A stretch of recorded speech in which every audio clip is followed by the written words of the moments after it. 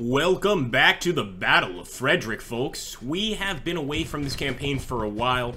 I really have been focusing on other things in life, and unfortunately, you know, YouTube always comes second.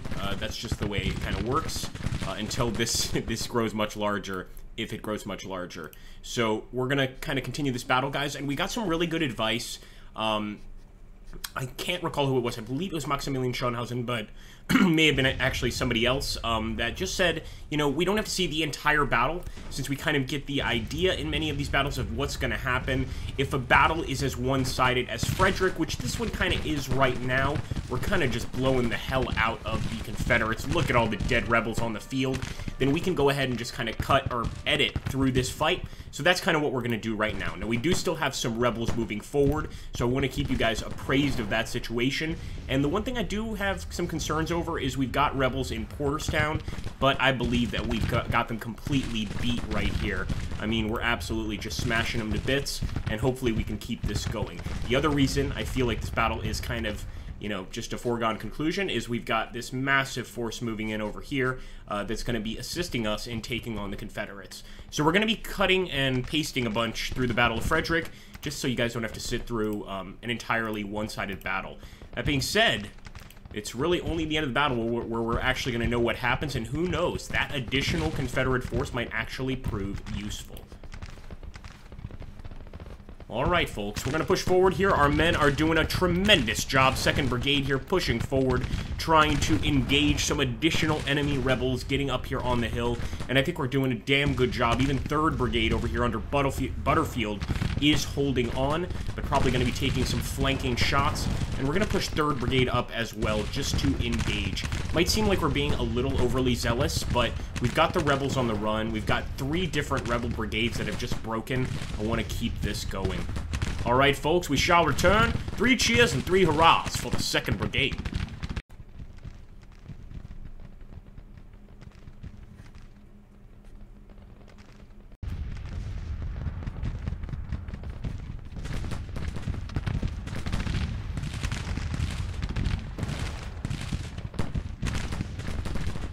Now, 3rd Brigade has absolutely smashed Scott's Brigade, guys. We're pushing him forward even more under Butterfield. We're going to hit Millen.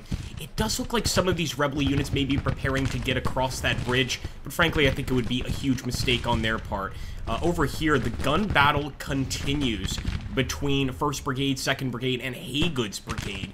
This guy has got a lot of men in his unit. I think something over 3,000. Can we get a visual there? Yeah, they've lost 300, but they still have 2,700. And we've been in a gunfight with these guys for a good 10 minutes. So we're going to keep on going, and we shall return soon. Just showing you guys what's happening moment by moment. Well, I should say every 10 minutes by 10 minutes, let's say. And once we actually get a proper battle going on, I will remain there and we'll watch it.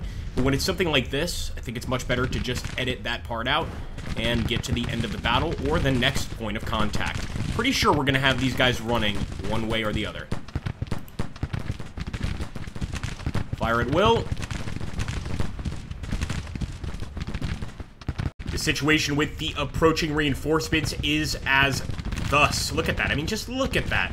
We've got an entirely new army that we're going to be putting on the field, and this one has a lot of fighting left to do. So I think it's only a matter of time before we beat the rebels here. They are sending men across. Hey, this is only going to help us overall because we're going to be able to increase that kill count on the rebels. And keep in mind, we can stand to lose a lot more men than the Confederacy can. So if they want to throw their men into a turkey shoot, much obliged.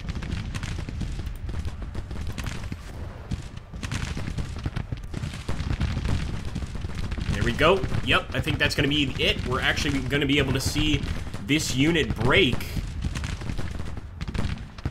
before we move on to the next scene here, because he is already wavering quite a bit. Look at that. He's shaking in his boots. They are shaking in their rebel boots. Is it fair to say that? But look at that. 1, 2, 3. Connor, Field, Millens. They are getting these guys on the field very, very quickly. So maybe this battle will be worth watching in its entirety after all. It really depends on how much the Confederates are going to dedicate to this fight. Already, it's looking like a minor victory for us, and if our other battles are any indication, they will probably surrender soon, or not surrender, but at least flee the field. And that gives us a moment to recuperate, etc. I'm already going to start actually setting these guys up to receive that incoming rebel line. Just kind of push up over here. And over here as well. Alright, folks, we shall return. I think right now we're just getting into position. Now, that is making me very uncomfortable. We got rebels moving over here to the lower bridge area. We may need to intercept with one of these other units. But it looks like this battle is a little more complicated than we expected. That's for sure. Let's take Hamilton's force. And I am going to go ahead and sidle up to this side of Sharpsburg here. Over near the lower bridge. The fact is we've got multiple units moving in here, folks. Wish us luck, and we shall return as always. That's right, the battle continues, folks, and it looks like the rebels have actually sort of dug in on this side of the river as well. Not just this side over here, but also over here. They are continuing to push, but what they did was they went ahead, ignored the lower bridge, and just began crossing immediately. And they've got Garrett as well as some additional cavalry units over here, which I think could really cause us a few problems. So certainly the battle changed just a bit. I still think we're doing fine, but for sure the rebels played a little bit of a trick here. And of course we are on the way to the battlefield with a bunch of new fresh brigades. We're going to be getting those guys in pretty quickly, but this could result in much higher casualties than I expected, that's for sure. So I'm going to go ahead, focus on Fulkerson's detachment. You can see those 3 brigades that came across. We're pretty much holding them at bay. It's really the cavalry and additional cavalry units over here at the lower bridge that concern me. So I'm thinking that we might actually end up seeing this entire battle played through this particular video, just because this might be a long one. This might even go into 2 days if the rebels have enough men to keep the fight going. There we go, moving quickly, but damn, they're doing a good job. I'd even like to just go ahead, let's flip that cannon around. We might as well use the cannon against them too. I'm going to do the same here with Captain Norman Hill's cannons. Fire at Stonewall Brigade. And let's move in with Sickles. Dan Sickles. And just start firing here, assisting Hiram G. Berry, excuse me. Hiram, I think it's probably Hiram. Biblical name there. In defeating these 2 Confederate units here. Stonewall's Brigade and Burke's Brigade. Obviously not too concerned with Burke. Extremely concerned with Stonewall's Brigade here. If we just look at the map, I'll show you guys why I'm concerned. So let's just zoom out here. So take a look. We've already moved in these reinforcements. They are on the move. Essentially, we've got some moving right there. We've got some moving over here, as you can see. Well, basically where the units are already. And the enemies managed to get around them and kind of drive a wedge in between our troops. This could lead to problems, of course, and it looks like they've got additional troops ready to come across the river. Nonetheless, the battle still tells us that this is going to be a minor victory, so we'll trust it for now. But certainly the situation going on over here, as an example, is not a great one. Hopefully we'll be getting it under control fairly soon. Again, it's quite possible that the enemy will simply accept this as a minor loss, I should say, and simply leave the field in an effort to save the rest of their men. But I'm not so sure that that's the case. Now, as soon as Davis gets into position, and as soon as Kind gets into position, I'm going to start engaging these guys right here. But my fear is that we're going to lose quite a few units up here before that happens. Alright, folks, we're going to move a little farther into this battle. But, I mean, as you can see, it's already 2:38. You know, still a lot of fighting to be had. I don't necessarily think the battle's going to end today, but it could. It really depends on how much damage we put on the enemy and how many men, again, they are willing to bring to this fight.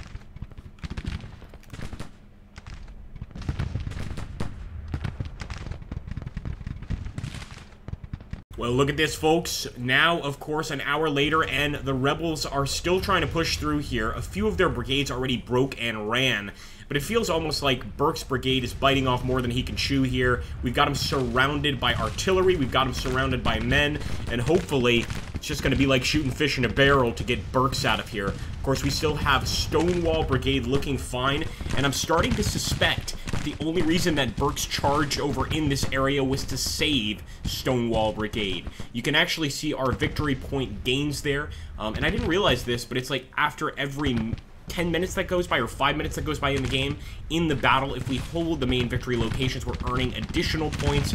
So I guess at some point, it just becomes an insurmountable victory. Nothing the enemy can do, basically. So I'm hoping we're getting to that point, but them charging and getting behind our lines here certainly caused just a little bit of confusion.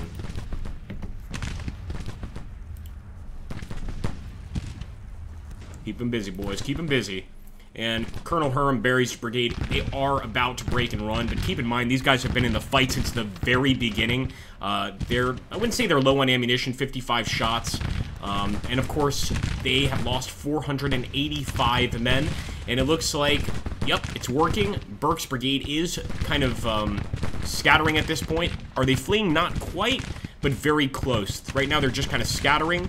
But hopefully we can break them here. I'm also just going to make sure 3rd Brigade is continuing to fire on the men there. And let's push first with Nagley here, up here to assist in firing down at the enemies near Porterstown. And sure enough, that's a break. Now we can completely focus here on Stonewall. Although I'm pretty sure that 3rd Brigade is about to break. They have been phenomenal during this fight. I have no complaints whatsoever. So if they want to head back, that's fine. We've got reserves for a reason. I'm also going to push some of these cannons a little closer to the front of the battlefield. Might as well get closer here. And we will continue challenging the rebels. Now, we do have our force here, what's his name? 3rd Corps, Heinzelman's force, and 3rd Division with Hamilton. I'm not going to do much with them right now, but just in case we need them, we can bring them up to sort of fill in the gaps of the line here. Everybody's moving into position, so this is looking really ugly right now. But hopefully that will change. Also, the rebels cut through and caused a little confusion. What we probably want to do is go ahead and get a more ordered line. So let's grab Casey's men, and I'm just going to push Casey's men forward here. So essentially push them up to where we see the enemy, and we'll push these men right here, Hamilton's men. Start to hit Garnett, and then, of course, we will move on to the rest of the battlefield. Yeah, it's looking like a major victory, folks. I think I'm going to pause here and, of course, return. Like I said, we've been editing through this entire series, and I think that's the right approach here, because the battle is certainly looking to be in our favor, and the enemy is just kind of sacrificing unnecessarily a bunch of troops in this area. If they had done something with their cavalry, Ashby's brigade, I would probably be a little more concerned, but they have pretty much just kept them there in the woods.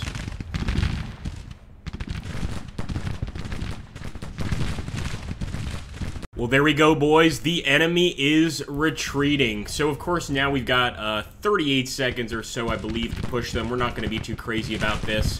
We'll try to get a few additional shots, but I want to see those casualties, to be honest. And Stonewall's brigade, as Stonewall's brigade is apt to do, it seems like they've survived the entire battle, even though they are retreating. I don't think they're going to break before the end of the battle. They might even break one of our units before the end of the battle. We can already see a bunch of gray bellies on the field and a bunch of our own men, a bunch of federal troops down. So I'll be interested to see just what the casualties look like. But in any case, if it's in our favor, that's always bad for the Confederacy. The Confederacy always needs to kill more Union men to come out on top for the most part. They just can't spare as many men in the fight. And there we go, a wonderful victory. So the enemy lost 6,500 infantry, 150 cavalry, 5 guns, and it looks like we lost about 59-16. A fairly small battle here in the Battle of Frederick, but it was a major victory. And that's what we care about, folks.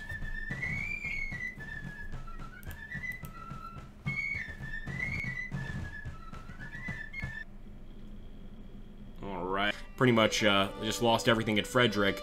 So I'm not sure there's going to be much in terms of offensives anytime soon. Of course, we are going to keep our river raiders going. We've done an amazing job on the rivers. We've done an amazing job at sea, too. Just smashing any chance of a Confederate naval superiority situation, which, you know, pretty typical for the Civil War. Now, unfortunately, General willing to bet that you guys are really the ones that know that it takes me a while to get these out. So here's what I'm offering. Do you guys want me to keep doing things the way I'm doing them? Or do you want me to just save up like 5 or 6 episodes, even if it takes a month or a month and a half or something like that, and just release that all at once? That might be the right way to approach this. And there we go, boys. A wonderful, glorious victory at Frederick. Very, very happy with the men. And in the next episode, we'll be back on the campaign map. I just can't wait to see where this goes. May of 1862. Man, I thought we were deep into the year, not even close. We've got a lot left to go. Thank you so much, guys. Take care, and I'll catch you on the next one.